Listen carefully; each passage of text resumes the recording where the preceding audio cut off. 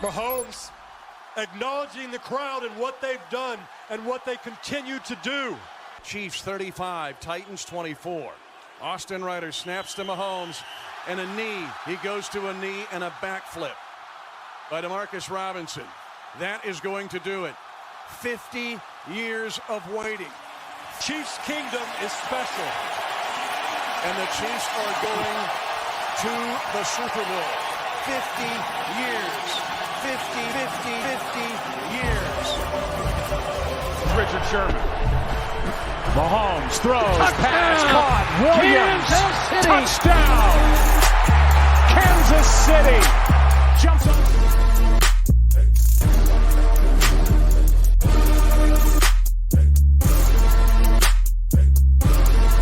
Touchdown. Kansas City. It's coming. Mahomes gets away. Puts his eyes downfield and fires and completes it to Kelsey. What else is good? And Kelsey with blocking inside the 20. Rumbling inside the 10. Look at this. Kansas City. Zone. Crazy.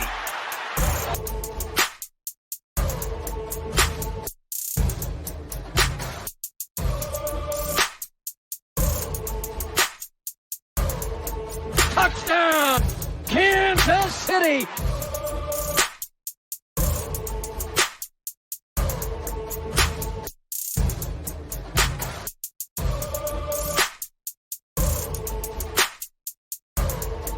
Touchdown. Kansas City. What is going on, everyone? Welcome to another episode of Jaymes Howell's Chiefs Talk.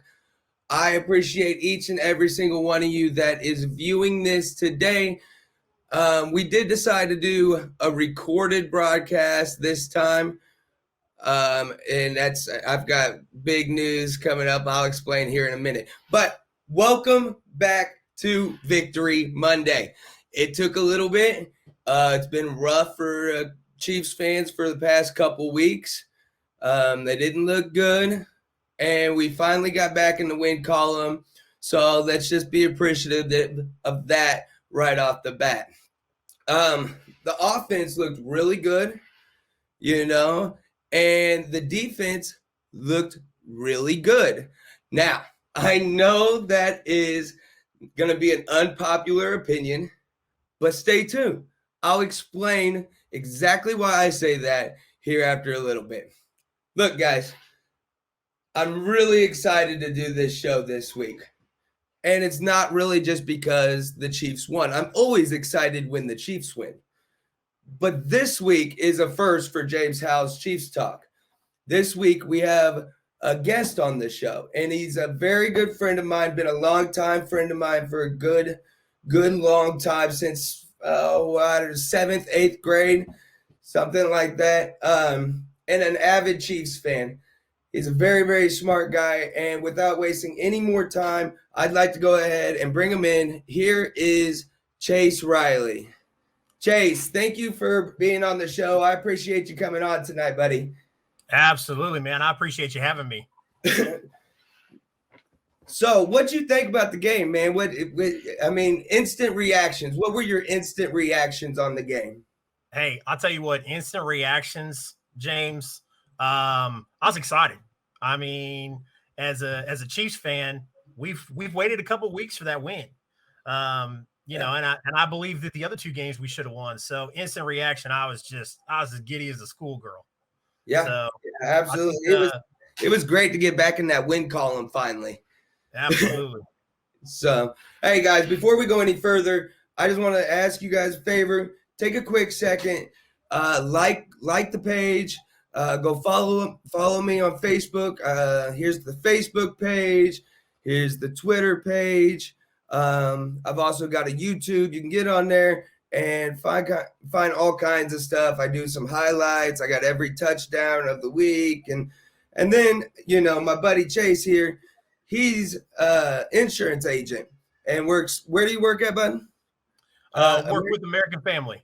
American Family. And, you can find him on his Indeed or his LinkedIn, And so go follow him if you need insurance. Look, we all got 99 problems, but insurance should not be one of them. Go contact Chase Riley. All right, look, I want to start with the defense. Like I said, the defense I thought looked really good. Now I know that's not a popular belief, and throughout 4 weeks of the season, it doesn't really look like Chris Jones, the experiment with Chris Jones, the moving him out to defensive end, doesn't really work like it's working. He's not having the same production that he's had in past years. So, should we, what's your opinion? Do you think we should move Chris Jones back inside, or do they just need to kind of be patient and let him develop? I think they're committed to the decision now. I don't think there's any going back on it. Might as well push forward now. I wasn't a big fan of it. I don't think they should have done it to begin with. Jones has been there as an interior D lineman his whole career with us. So I just think out of the blue, moving him to the end was not a bright decision. But I don't get paid to make those decisions. Those guys do, and those guys obviously know more than I do. So I think they'll figure it out. Well, I almost feel as if they moved Chris Jones to the outside just because they had lack of options. We got Alex Okafor, and then Frank Clark is a huge question mark. He can't stay healthy, he can't stay on the field, and all of his legal issues. We just I almost feel like it was a lack of options, and that's on Brett Veach. He's got to do a better job at building a solid team there on the defensive line, which is so important. They need to find a way to create a pass rush because it's just not there right now. And Jalen Hurts, he was able to sling the ball everywhere. And he exposed us on the right side several times. I think he had 387, 2 TDs, and 105.1 rating. That's pretty good. But so is that just because the secondary sucks, or is that lack of pass rush? Where do you think things are going wrong? I absolutely agree that it's the pass rush. It Reed's whole time here, and even before Reed, this team has done a phenomenal job of accentuating the positives and hiding the negatives as far as that backfield goes. Those defensive backs and those safeties. I mean, we've had cornerbacks like Donta Robinson and Ron Parker back there, guys that aren't going to be big names. And we usually had our big names on the front, on that front four. Yeah. But I mean, it feels like this time it's, other than Chris Jones, there's not a big name that's coming after a quarterback. I will say Mike Dana, he's looked really good. He's had 3 sacks in 2 games. So, and maybe that's why they're not moving Chris Jones back inside, is because they've got that push from Mike Dana. But I mean, I don't know, man. I think they need to move him back inside. But then what do you do on defensive end? Okafor and Frank Clark? That's completely unreliable. Yeah. So, but the secondary, we had our 4th and 5th cornerbacks in the game, right? Mike Hughes and DeAndre Baker. That's our 4th and our 5th. They're our backups.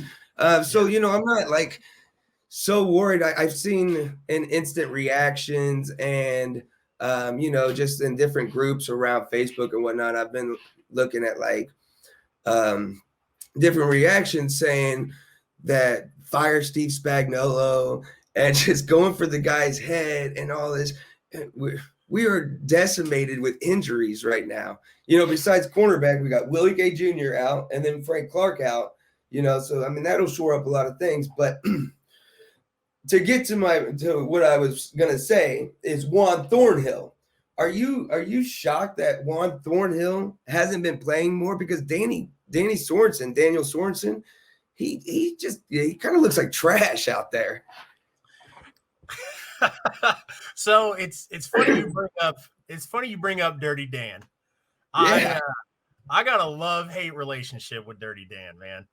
Yeah. He'll Absolutely. go a spread where I'm just like, get him off the team, get him on the bench, get him off the team, whatever. And then he'll have this flash in the pan, this lightning strike play. I mean, it's almost like he's been saying his prayers and eating his vitamins all week, and he'll get that one clutch play, and I'm like, put him back on the team. Let's keep him.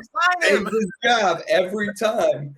Every time. I absolutely feel that, man. He just like he has those stretches, like you said, that he's just hot garbage. And then he'll have the fake punt where he sniffed that out in the playoffs. I think it was against Houston. He sniffed that out, and it was like, oh my God, he's the man, Yeah.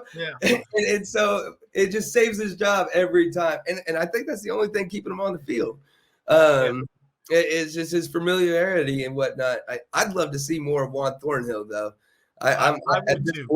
At this point, I'm like, get Dan out of here. I mean, like, he's a solid backup, and we can count on him as a solid backup because he's so reliable and familiar with the system. But I don't think he should be on the field as much as what he is. I completely agree. Yeah. So to kind of switch gears a little bit. Before I switch gears, I want to go ahead and talk about why I thought the defense played really well. So what was the score? It was 42-30, right? 42-30. So the last touchdown in Philadelphia scored. The Chiefs were up by 3 possessions. Garbage touchdown. Not even worried about it. Right? That would leave us at 23 that they scored. All right. Now let's not forget the fumble on Philadelphia's second drive that Philly moved up to the line and didn't give the Chiefs enough time to challenge it. I don't know why Andy Reid didn't challenge it, but that takes away another touchdown because that resulted in a touchdown as well. So let me ask you this: if the score is 42-16, do you have a problem with do we have a problem with the Chiefs defense? Because that's very well what it should have been. You're very right. If we're all looking at that same score at the end of the game, I think we're all shifting gears on how we feel about that defense. Yeah, there's no way there's a call for Steve Spagnuolo's head. So I think that they really did. I'm not saying they played great. They had a lot of, like I said, Jalen Hurts had almost 400 yards. We can't allow 400 or 500 yards a game, and because teams like Buffalo are going to turn field goals into touchdowns. That's right. We held them to like 3 or 2 touchdowns and 3 field goals or something. They're going to turn those field goals into touchdowns. Yeah. So we have to shore up on that. All right, we'll move on now to the offense. I think, look, Mahomes had a really good game, right? And so what's he have? He has 278, 5 touchdowns, 131 passer rating, 80% completion, right? My question is, though he had a fantastic game, he threw another interception, right? So is ball protection becoming an issue? Is this like a trend that we should really worry about? Or are like fans, are they becoming fanatics and just overreacting a bit? I think Chiefs fans, myself included, have always had a history of overreacting on that stuff. Mahomes and this team in the past couple of years have done a phenomenal job of playing short-term memory. throw an interception, they get off the field, they get back on, and they don't blink twice about it. Sometimes that can bite us in the butt. Prime example, Hilaire with his 2 fumbles. I feel like after the first one, we should have pumped the brakes on Hilaire a little bit, but Reed had a lot of confidence in him, pushed him back out there, and he fumbled again. He did go like 276 snaps without a fumble. And that's good. For young guys like that, it's good to give them back the confidence, get them out there, get them confident again, and he'll do that. So it, like I said, that's why I'm in the position I'm in, and those guys are in the position they're in, because I wouldn't have played that guy, but Reed believes in him, so that's good. Well, and I think, like you said, to your point about the short-term memory, and earlier I was kind of dogging on Brett Veach a little bit about him creating a good team, but to give him kudos, he really has created a core foundation of leadership, with it being, Chris Jones, Tyrann Mathieu, Patrick Mahomes, Travis Kelce, Tyreek Hill, those guys, they don't let the team hang on to those things. And we just move past it, we move forward, and we get better. And so kudos to Veach on that. Just as much as I bag on him, I want to give him props, because he's built a great team there. Foundation. When we very first drafted Mahomes, the comparison to Mahomes, or the comparison that they made on Mahomes, was Brett Favre. Hey, and that's a great comparison. It really is. But on the other hand, at the time, when they were making comparisons to Favre, I thought in the back of my head, I was like, okay, are we talking about Favre slinging it? Are we talking about Favre throwing interceptions? Yeah. And Favre had that same mentality. If he threw one to a defender, he turned right back around, and man, he got back on that field, and he was still slinging it. I mean, they weren't changing the scheme, they weren't changing their outlook on things. And I see the same thing with this team, with Kelce, with Mahomes, with Reed, with Bieniemy, the whole team, the whole atmosphere, the culture that they've created. It's, hey, next man up, go back out there, let's correct our mistakes, let's forget about it, let's put it in the past. So, I cringe when Mahomes throws a ball, but man, there's been very few times where he's thrown an interception and I haven't, been happy with the outcome. Right. Well, that's just kind of a side effect of being a gunslinger. You're gonna have a few interceptions, and he's gonna take those chances. Sometimes he shouldn't. Sometimes it pays off. Yeah. And it's paid off for the past couple years. It's paid off in some really clutch moments. So yeah, absolutely. You just kind of take it. It's with the territory. He's going to throw interceptions. As long as he keeps throwing 5 touchdowns to go with that 1 interception, I'm all right. Yep. So I think that the offensive line played really well. And I think they're starting to gel a little bit. I've been telling people that this is a brand new offensive line. We've got 5 new guys. Orlando Brown Jr., Joe Thuney, Creed Humphrey, Lucas Nyang, the other tackle, and then Trey Smith, an inside guard.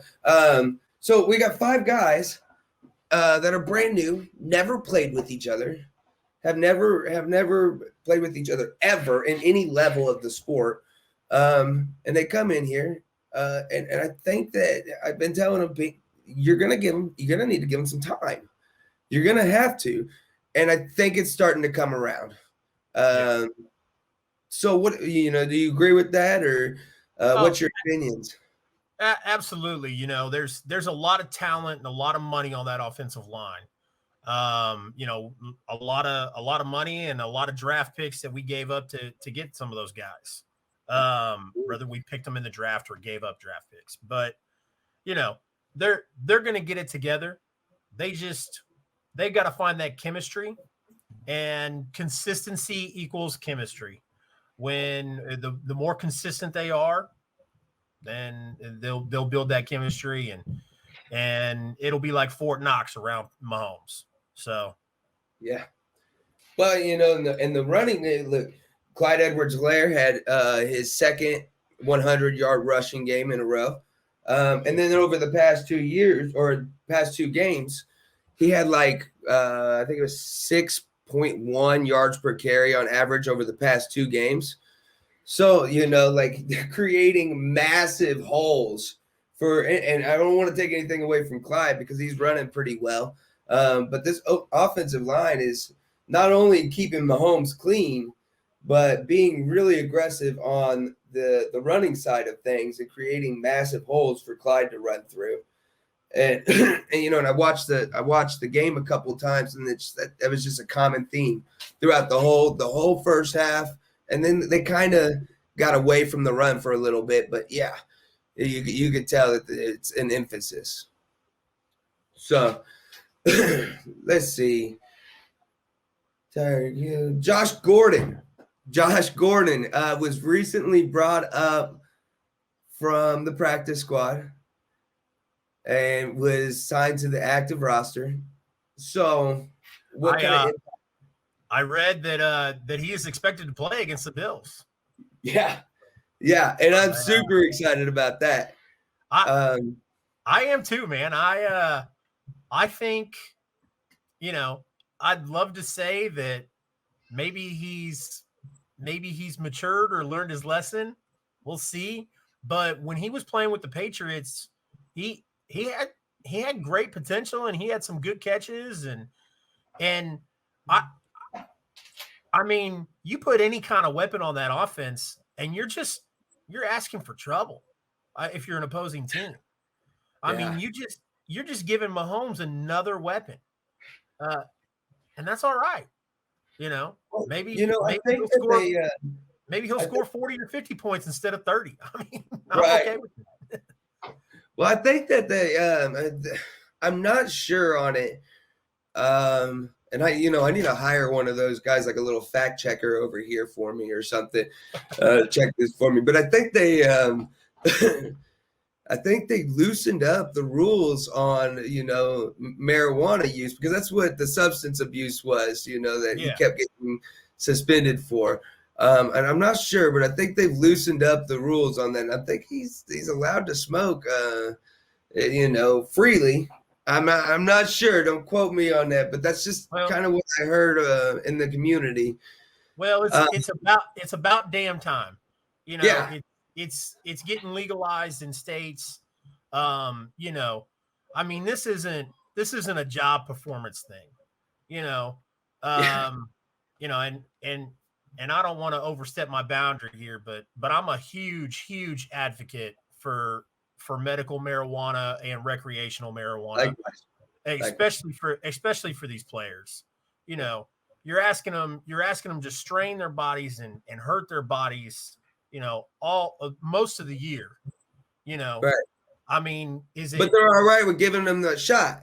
Yeah. I mean, are we wanting to put these guys on painkillers to get them addicted to it, or can we let them use a little marijuana, whether it's recreational or whatever? I mean, these guys are going out and drinking. I mean, is it really that big of a deal? I mean, think of how many years that the NFL has wasted Josh Gordon's career, a young, phenomenal, talented kid that the NFL took away because of a silly rule. Yeah. Look, Tyrann Mathieu compares him to Megatron. Yeah. I think he could have easily been one of the greatest. Yeah, there's no doubt how great this kid was. I mean, we're not talking about a Justin Blackmon who couldn't stop drinking and driving. We're talking about the kid that was smoking marijuana. I mean, and half of his career has been wasted because of it. And he ain't doing nothing. He ain't vandalizing anything. He ain't carrying around Uzis. You know, he's not he's not doing anything. The only thing he's killing is a bag of potato chips. You know, so. By the way, I forgot to mention. I just read before I turned on the camera that Frank Clark pleaded not guilty. Not guilty. How do you plead not guilty? He said it was his security guards or something like that. How do you have it? How do you have it outside the duffel bag? The duffel bag's open in your back seat, and I just I just wanted to take a look at it. Yeah, I just wanted to see what it looked like. Yeah, that guy, he needs to leave too, in my opinion. Get him out of here. $20 million a year for what he's given us. Yeah. You know, I can't do it. But back to Josh Gordon. Look, I've been saying all year, ever since preseason, that they were going to run a wide receiver 2 by committee with Pringle and Demarcus Robinson and McCole Hardman. And the problem with it is they're all wide receiver 3s. and they can't step up into that wide receiver. It was a good idea, but they can't provide what a wide receiver 2 can provide. Josh Gordon's going to be a perfect complement to Tyreek Hill and Travis Kelce, and he's going to provide that red zone threat. You know, he's a big target. I think what is he, like he's 6'4", 6'3", 200 and some odd pounds. He's a big, monstrous target. So like you said, instead of 42 with Josh Gordon, we might put a 50 spot easily. Yeah. So I'm excited. I'm excited about Josh Gordon. And it's perfect timing because we're going to need the firepower against this Bills team that's coming up.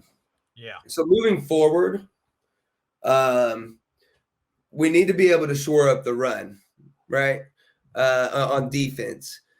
So Willie Gay Jr. I haven't heard anything back, but he's missed the first 4 games, right? How big is that when we get him back to shoring up the defense, as far as the run defense goes? I think it'll be very good for the Chiefs to get Willie Gay back. Watching him play has been a breath of fresh air because we needed somebody that can go sideline to sideline like Willie can. And that can help plug up those holes because we've got a guy who's played interior lineman his whole career and just got moved to the edge. So we need somebody to help plug up that middle. Yeah. Yeah, no, I think it'll be huge, but does he take over? At that point we've got Willie Gay Jr. and Nick Bolton, right? So where's Anthony Hitchens? Do we just kick Ben Neiman out, or Anthony Hitchens come in there as well, or how do you see that playing out?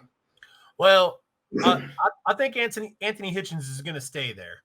I think if Steve Spagnuolo has his way, I think Neiman will stay in over Gay. But I'd like to see Willie Gay take over for Neiman. Yeah, I couldn't imagine. I just don't. It's almost like the Juan Thornhill and Danny Sorensen situation. Just Ben Neiman kind of knows the system, and and now Willie Gay, this is his second year, and he should definitely be catching on. So I think it's time to at least see what we got. With them, let's put them out there and see what we got, and if it's not what we want, then we can move on and we can adjust accordingly. But we got to get Ben Neiman out of there. He's killing us. Yeah.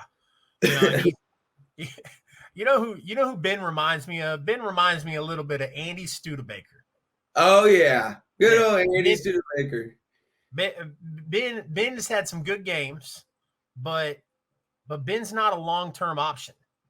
And right. I feel like Willie Gay is. I feel like Willie Gay is a long-term option there. So Yeah, and and I think that was the whole idea when they got Willie Gay and then they got Nick Bolton, and then that's supposed to be the future of the center of our defense. And those are supposed to be long-term guys. And I think I've been really impressed with Nick Bolton to this point so far. And I think Willie Gay Jr. has exactly what we need. I think he reminds me of Derek Johnson.